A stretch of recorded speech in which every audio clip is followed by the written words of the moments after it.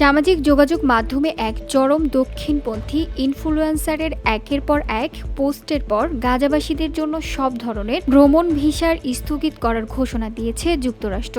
গতকাল শনিবার দেশটির পররাষ্ট্র মন্ত্রণালয় এই ঘোষণা দেয়।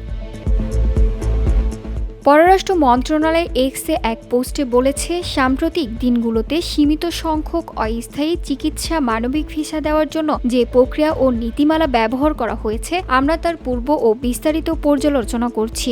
এ সময় গাজার বাসিন্দাদের জন্য সব ধরনের ভ্রমণ ভিসা বন্ধ থাকবে।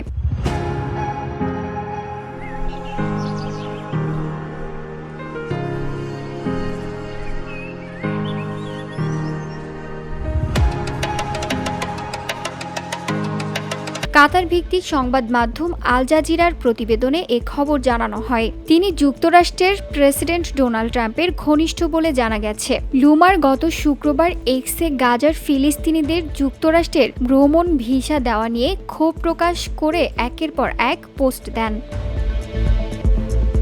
লরা লুমার এক্সে শুক্রবার তার পোস্টগুলোতে মার্কিন পররাষ্ট্র মন্ত্রণালয়ের প্রতি গাজার ফিলিস্তিনিদের ভ্রমণ ভিসা দেওয়া বন্ধ করার আহ্বান জানান। তিনি গাজার ফিলিস্তিনিদের হামাসপন্থী ইসলাম ব্রাদারহুডের সঙ্গে সম্পর্কিত এবং কাতারের কাছ থেকে অর্থ প্রাপ্ত বলে বর্ণনা করেন, যদিও তিনি তার এসব দাবির পক্ষে কোনো প্রমাণ দেখাতে পারেননি।